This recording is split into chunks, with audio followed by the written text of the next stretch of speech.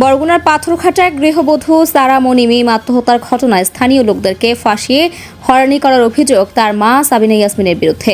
বৃহস্পতিবার দুপুর 2টার দিকে সাংবাদিকদের কাছে এমনই অভিযোগ করেছেন ভুক্তভোগীরা। এর আগে পাথরঘাটা উপজেলার রায়হানপুর ইউনিয়নের 3 নম্বর ওয়ার্ডের একই গ্রামে আত্মহত্যার ঘটনা ঘটে। এই ঘটনায় পাথরঘাটা থানায় একটি অপমৃত্যুর মামলা দায়ের করা হয়েছে। জানা গেছে, দীর্ঘদিন আগে প্রবাসী এক ছেলের সাথে মিমের বিয়ে হয়। সেই ছেলে প্রবাসী থাকার সুযোগে মিম ও নাইমের সাথে প্রেমের সম্পর্ক গড়ে ওঠে। কিছুদিন পরে মিম বিয়ের দাবিতে নাইমের বাড়িতে উঠলে স্থানীয় সালিশ বৈঠকের মাধ্যমে তাদের দুজনের বিয়ে দিয়ে দেন। এরপর তাদের সংসার ভালোই চলছিল। মধ্যে মিমের মা আগের প্রবাসী স্বামীর সাথে দেওয়ার জন্য মিম ও নাইমের তালাক দিতে চান। এদিকে মিম অন্তঃসত্ত্বা হয়ে পড়ায় তার মা গর্ভের সন্তান নষ্ট করার জন্য স্থানীয় ফার্মেসি থেকে ওষুধ নিয়ে ব্যবহার করেন। পরে মিম অসুস্থ হয়ে পড়লে তার স্বামীকে জানায়। বিষয়টি নিয়ে মানসিকভাবে ভেঙে পড়লে সে আত্মহত্যা করেন বলে জানা গেছে। স্থানীয়রা অভিযোগ করে বলেন, একটি কুচক্রী মহল স্থানীয় লোকদেরকে হয়রানি করার জন্য পায়তারা করছে। আমরা প্রশাসনের মাধ্যমে সঠিক তদন্তের প্রকৃত দোষীদের বিচার দাবি করছি।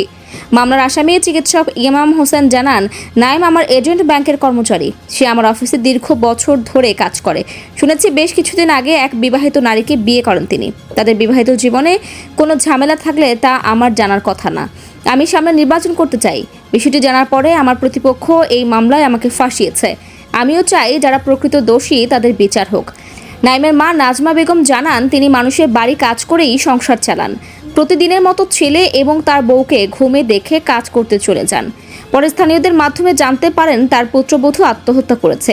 বাড়িতে এসে জানতে পারেন আত্মহত্যার সময় তার ছেলে নাইম ঘুমেছিল। তাকে উদ্ধার করে আমরা পাথরঘাটা স্বাস্থ্য কমপ্লেক্সে নিয়ে গেলে চিকিৎসক মৃত ঘোষণা করেন। পরে বিষয়টি নিয়ে মিমের মা আমাদের বিরুদ্ধে মামলা দিয়ে হয়রানি করছে। তবে অভিযোগের বিষয়ে মিমের বাড়িতে জানতে গেলে কাউকে পাওয়া যায়নি।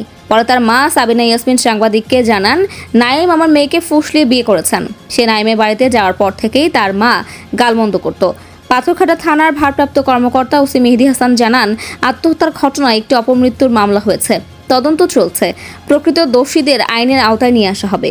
নাইম নামের একজন, আমার ইমাম না, নাইম নামের একজন কর্মচারী আমার ডাচ বাংলা এজেন্ট ব্যাংকিং পয়েন্টের টেলার হিসেবে, মানে ম্যানেজমেন্টের দায়িত্বে ওই থাকে। ও আমার এখানে 5 বছর চাকরি করে। ও আমার রায়হানপুর 3 নং ওয়ার্ডের বাসিন্দা। ও আমার এই ডাচ বাংলা এজেন্ট ব্যাংকে চাকরিরত অবস্থায় তার ফ্যামিলিগত কোনো সমস্যা যদি থেকে থাকে, আসলে সেই সমস্যার তো ভুক্তভোগী আমি না। তার ফ্যামিলিগতভাবে তার ফ্যামিলির তার মেম্বার, সে মেয়ে, সে মারা গেছে, আত্মহত্যা করেছে।